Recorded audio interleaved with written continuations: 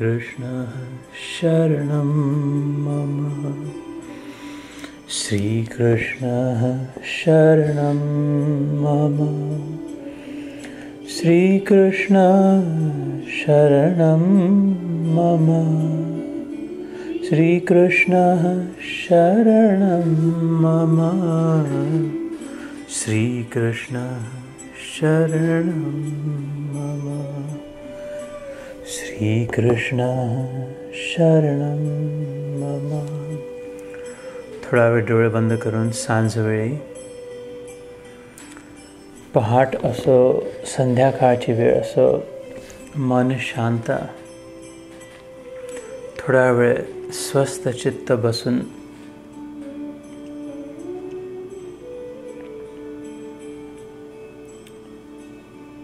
मन ईश्वर में लीन हो, हले न जिह्वा होठ। त्या श्रीनाथाचा, त्या जगन्नाथाचा, त्या मथाचा, कामदेवाचं मन ज्यांनी हरवून घेतलं, सगळ्या जगाला वशीभूत करणाऱ्या कामदेवानी जेव्हा त्याचं दर्शन घेतलं, तेव्हा स्वतःचंच मन हरवून बसला।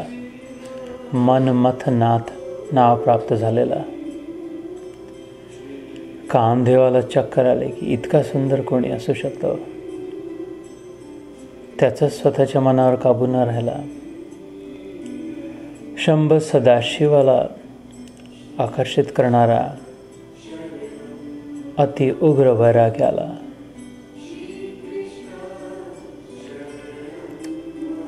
कारण तो आत्मराम, आत्मकाम, आप्तकाम,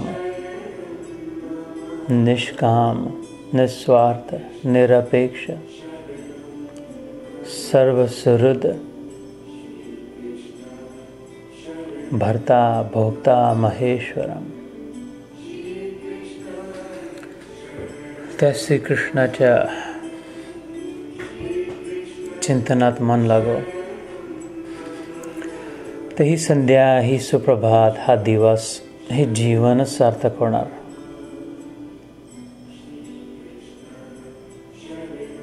तर थोडा वेळ पुन्हा डोळे बंद करून शांत विश्रांती।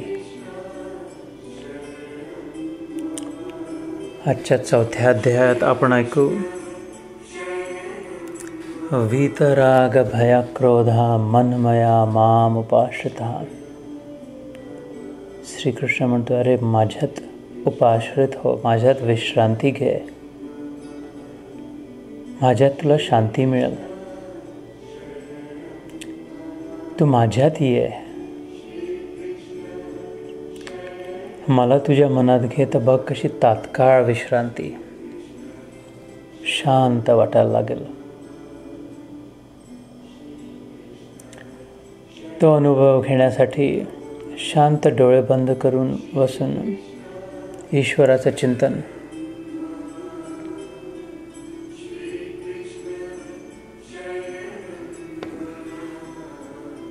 श्रीकृष्णः शरणं मम। अन्यथा रामदास स्वामी म्हणतात, न होता मना सारिखे दुःख मोठे।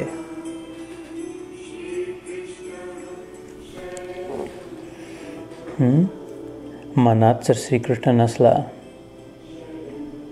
राम नसला,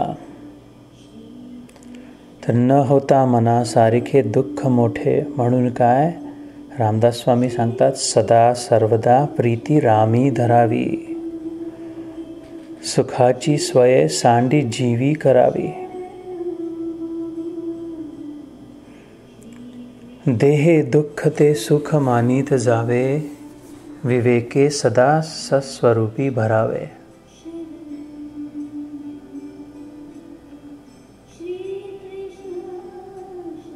मनासारखं कधी होणार नाही, त्यामुळे अत्यंत दुःख होईल। म्हणून मनासारखं सोडून, मनाला सोडून सदा सर्वदा प्रीती रामी धरावी, सुखाचे स्वये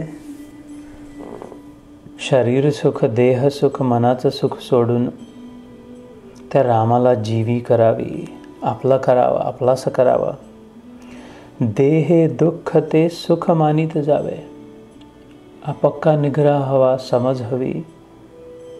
शरीराला दुःख होत असलं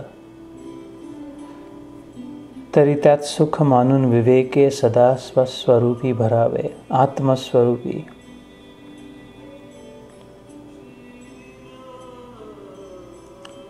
तुकाराम महाराज म्हणतात, तुझ पाहता सामोरी दृष्टी न फिरे माघारी. माझे चित्त तुझ्या पाया, मिठी पडली पंढरी राया. विठोबाला म्हणतात, बस आता तुला समोर बघितलं एकदा डोळे भरून, आता पुन्हा माझे डोळे नको दुसरीकडे जाऊ देऊ. तुझ पाहता सामोरी दृष्टी न फिरे माघारी. असं न हो की पुन्हा जाऊन दुसरीकडे नजर जावं, दृष्टी जावं. माझे चित्त तुझ्या पाया, मिठी पडली पंढरी राया. अजून कुठली मिठी न पडो, तुझ्या चरणांना मिठी जी मारली. शब्द, स्पर्श, रूप, रस, गंध या कुठल्याच विषयांना मिठी न लागो, तुझ्या चरणांना मिठी लागली तर. नव्हे सारिता निराळे, लवण मेळविता जळे. मिठाची पुतळा, मिठाची बाहुली, साखरेची बाहुली पाण्यात सोडली तर हळूहळू विरघळणार. पुन्हा मग कुठे तिचं स्वतःचं अस्तित्व राहिला. नव्हे सारिता निराळे, लवण, लवण म्हणजे मीठ, मेळविता जळे. पाण्यात मीठ मिसळल्यावर खारट पाणी किंवा साखर मिसळल्यावर गोड पाणी. आता तिचं आपलं स्वतःचं अस्तित्व कुठे राहिलं त्या साखरेचं, त्या मिठाचं.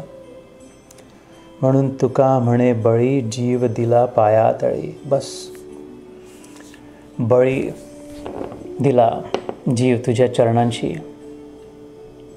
निग्रह करून, अट्टहास धरून इथपर्यंत पोहोचलो, तुझ्या चरणांवर माथा ठेवला. इतके कर्म, क्रियाकलाप करून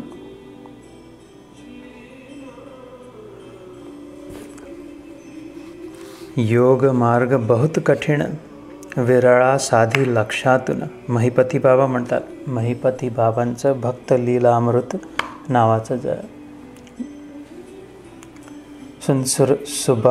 सुलभ ग्रंथात, योग मार्ग बहुत कठीण, विरळा साधी लक्षातून. श्रीकृष्णही म्हणतो 7व्या अध्यायात, बहुनाम जन्मनाम अंते ज्ञानवानवाम प्रपद्यते. श्रीकृष्णाने गीतेतही ते म्हटलं, महिपती बाबांनी भक्त लीलामृतातही तेच म्हटलं, योग मार्ग बहुत कठीण, विरळा साधी लक्षातून. भोळ्या भाळ्या सकाळा कारण, नामची पावन करीत असे. मी जर लाखात एक नसलो, सर्वसाधारण असलो, तर माझ्याहीसाठी सुलभ मार्ग आहे, नाम जप. श्रीकृष्ण शरणम मम, सुलभ मंत्र.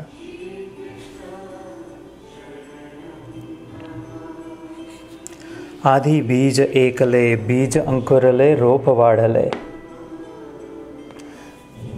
हे जी थोडा विश्वास ठेवून नाव चित्तात धारण केलं, ऐकलं कानांनी, जिव्हेने उच्चारला, मनात चिंतन केलं, श्रीकृष्ण शरणम मम. आधी बीज एकले, बीज अंकुरले, रोप वाढले. तर विश्वास असो नसो नाव घेतलं, मनात रोपलं, हळूहळू चिंतन वाढला, तर त्याचं मग विशाल वृक्ष निर्माण झालं. सर्व दूर व्यापून घेतलं नावाने. हे कर्म ते कर्म करण्यापेक्षा यथार्थ कर्म. उपनिषदातही म्हटलंय, न कर्मणा अमृतत्व. न कर्मणा अमृतत्वम आनशुः. वेदवाणीतलं उपनिषदातली गीता, गीतेचा अभ्यास करताना संपूर्ण उपनिषदांचाही सार न कर्मणा अमृतत्वात मानशुः. या मानव देहात नुसते कर्म करून अमरता प्राप्त होणं शक्य नाही. नुसतं कर्म, नुसतं क्रियाकलाप, न कर्मणा अमृतत्वात मानशुः. अमृतत्वम आनशुः. अमरतेपर्यंत येऊन नाही पोचणार. अमरतेचा अनुभव, आपल्या सच्चिदानंद स्वरूपाचा अनुभव नुसत्या कर्मांनी नाही प्राप्त होणार. त्या कर्माचं सार, त्या कर्मातलं ज्ञान, त्या कर्मातली शिकवण इथे लक्ष दिल्याशिवाय. 4था अध्याय, ज्ञान कर्म संन्यास योग.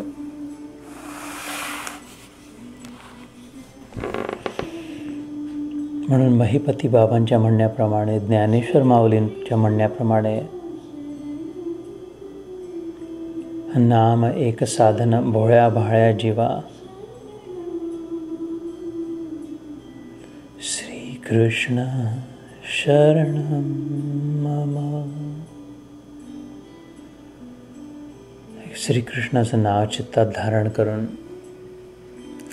आजच्या सत्राला प्रारंभ करू. जय श्री कृष्ण. सब संतन की जय.